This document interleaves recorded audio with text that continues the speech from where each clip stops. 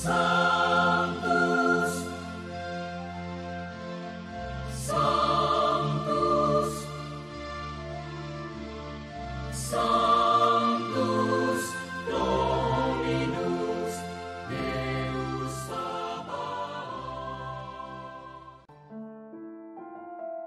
Salam jumpa kembali saudara-saudariku yang terkasih dalam Tuhan kita Yesus Kristus. Salam sejahtera untuk kita semua. Berkat Allah yang Maha Kuasa senantiasa menyertai kita. Hari Sabtu tanggal 30 November tahun 2024 adalah Pesta Santo Andreas Rasul.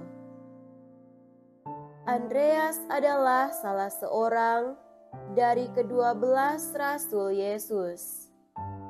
Awalnya, ia merupakan murid dari Yohanes Pembaptis, tetapi ia memilih untuk mengikuti dan menjadi murid Yesus. Andreas adalah seorang nelayan yang berasal dari Betsaida. Sepanjang hidupnya sebagai murid Yesus, ia memiliki peran yang cukup penting. Ia membawa saudaranya Simon yang disebut Petrus oleh Yesus hadir dalam peristiwa perbanyakan roti oleh Yesus, membawa orang-orang Yunani bertemu Yesus, dan juga termasuk dari keempat rasul yang mempertanyakan perihal tibanya hari akhirat kepada Yesus. Menurut cerita kuno, sesudah Pentakosta, Andreas mewartakan Injil di pelbagai daerah dan disalibkan di Yunani. Santo Andreas mengajarkan kepada kita untuk dapat membawa orang lain kepada Kristus. Apakah kita pun mau mengajak orang lain bertemu dengan Yesus?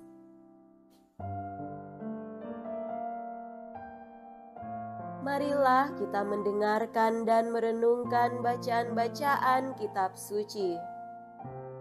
Dalam nama Bapa dan Putra dan Roh Kudus. Amin.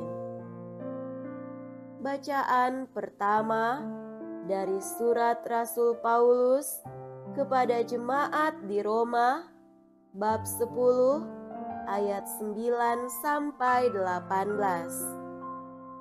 Saudara-saudara, jika kamu mengaku dengan mulut bahwa Yesus adalah Tuhan dan percaya dalam hati bahwa Allah telah membangkitkan Dia dari antara orang mati, maka kamu akan diselamatkan. Karena dengan hati orang percaya dan dibenarkan, dan dengan mulut orang mengaku diselamatkan. Karena kitab suci berkata, barang siapa percaya kepada Dia tidak akan dipermalukan. Sebab tidak ada perbedaan antara orang Yahudi dan orang Yunani. Karena Allah yang satu itu adalah Tuhan semua orang, dan Dia kaya bagi semua orang yang berseru kepadanya. Sebab barang siapa berseru kepada nama Tuhan akan diselamatkan. Tetapi bagaimana mereka dapat berseru kepadanya jika mereka tidak percaya kepada Dia? Bagaimana mereka dapat percaya kepada Dia jika tidak mendengar tentang Dia? Bagaimana mereka mendengar tentang Dia jika tidak ada yang memberitakannya? Dan bagaimana mereka dapat memberitakannya jika tidak diutus? seperti ada tertulis, betapa indahnya kedatangan mereka yang telah membawa kabar baik. Tetapi tidak semua orang telah menerima kabar baik itu. Yesaya sendiri berkata, "Tuhan, siapakah yang percaya kepada pemberitaan kami?" Jadi, iman timbul dari pendengaran, dan pendengaran dari firman Kristus. Tetapi aku bertanya, adakah mereka tidak mendengarnya? Sungguh, mereka telah mendengarnya. Suara mereka sampai ke seluruh dunia, dan perkataan mereka sampai ke ujung bumi. Demikianlah sabda Tuhan. Syukur kepada Allah.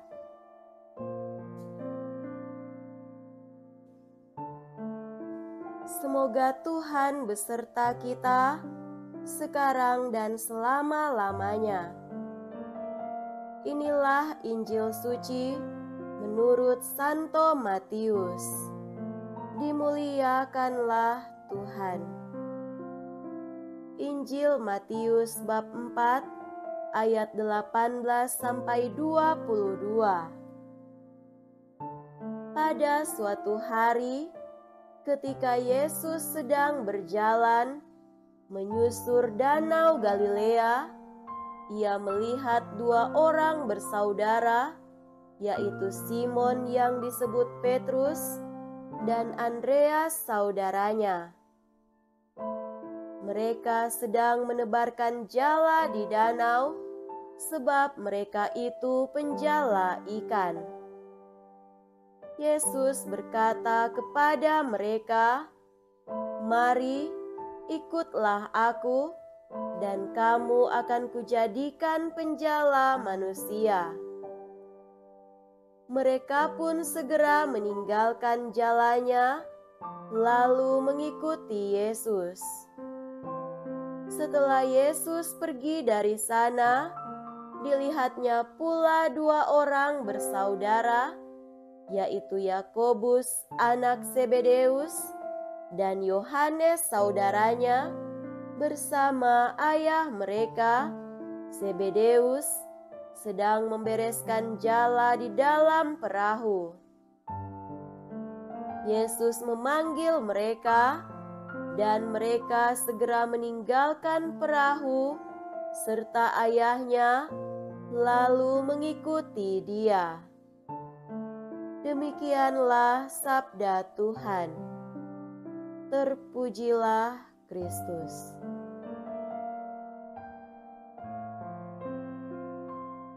Saudara-saudariku yang terkasih dalam Tuhan kita Yesus Kristus, tema renungan kita pada hari ini adalah "Ikutlah Aku". Majikan atau lembaga mempekerjakan orang berdasarkan kualifikasi tertentu. Pertimbangan kualifikasi terkait pengetahuan, keterampilan, standar sikap dan perilaku tertentu perlu diindahkan jika ingin memastikan keberhasilan pekerjaannya. Kualifikasi apakah yang dilihat Yesus dalam diri dua bersaudara, Simon dan Andreas, yang mendorong Yesus memanggil mereka? Yang pasti, mereka bekerja sebagai nelayan ketika Yesus memanggil mereka. Pada masanya, pekerjaan ini mengindikasikan bahwa mereka kurang berpendidikan dan termasuk kelompok orang kebanyakan. Pilihan Yesus terhadap Andreas yang kita peringati hari ini dan saudaranya Simon Petrus adalah gambaran kualifikasi yang dibutuhkan Yesus untuk bekerja bersamanya dalam menyebarkan sukacita kerajaan Allah. Yesus tidak memilih orang yang sudah hebat dan terkenal untuk mengikutinya.